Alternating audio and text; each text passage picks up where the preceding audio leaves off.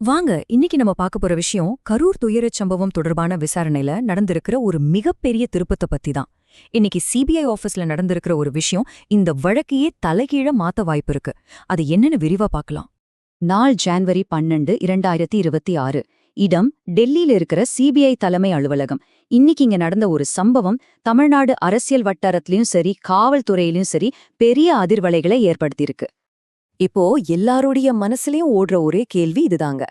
தமிழ்நாட்டோட top police officer, அதாவது DGP, அப்புறம் ஒரு முக்கியமான அரசியல் கட்சியோட தலைவர், இவங்க ரெண்டு பேரும் எதுக்கு ஒரே நாள்ல சிபிஐ முன்னாடி ஆஜராகணும்? இது சும்மா எதேச்சியா நடந்ததா, இல்ல இதுக்கு பின்னாடி வேற எதுவும் காரணம் இருக்கா? சரி, இன்னைக்கு சிபிஐ ஆபீஸ்ல நடக்கிற இந்த பரபரப்புக்கெல்லாம் என்ன காரணம்? இத நாம புரிஞ்சுக்கணும்னா கொஞ்சம் மாசங்களுக்கு முன்னாடி போகணும். எல்லாத்துக்கும் ஆரம்ப புள்ளியா இருந்த அந்த ஒரு சோகமான சம்பவத்துக்கு. 41. இது வெறும் ஒரு நம்பர் கிடையாது. அந்த துயரச் சம்பவத்துல நாம இழந்த உயிர்களோட எண்ணிக்கை.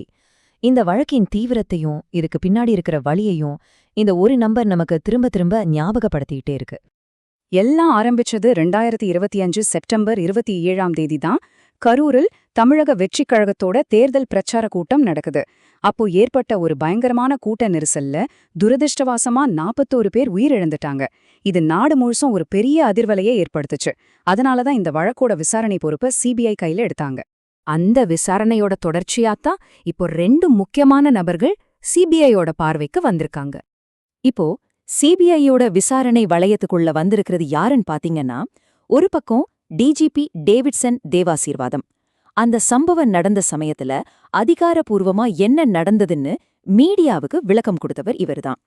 இன்னொரு பக்கம் நடிகர் விஜய். எந்த கட்சியோட கூட்டத்துல அந்த துயரம் நடந்துச்சோ அந்த கட்சியோட தலைவர். இதுல நாம புரிஞ்சுக்க வேண்டியது என்னன்னா, இவங்க 2 பேரும் ஒரே நேரத்துல விசாரணைக்கு அழைக்கப்பட்டிருக்கிறது சும்மா ஒரு தற்செயல் நிகழ்வு கிடையாது. இது ரொம்பவே திட்டமிட்டு செய்யப்பட்ட ஒண்ணு. இது மூலியமா சிபிஐ இந்த வழக்கை எவ்வளவு தீவிரமா எடுத்துக்கிட்டு இருக்காங்கன்னு நமக்கு உணர்த்துறாங்க. ஆனா இது ஏன் ஒரு சாதாரண விசாரணை இல்ல, இது ஒரு முக்கியமான முன்னேற்றம் சொல்லப்படுது. அதுக்கான காரணங்கள் என்னன்னு பார்க்கலாம் வாங்க. இதோட முக்கியத்துவத்தை நாம 3 விதமா பார்க்கலாம். முதல்ல டைமிங்.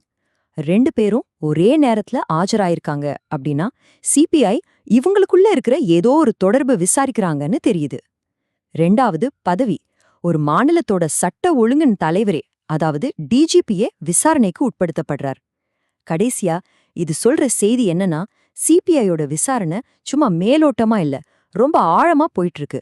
இப்போ இந்த வழக்கு ஒரு புது ரொம்பவே முக்கியமான கட்டத்தை எட்டியிருக்கு.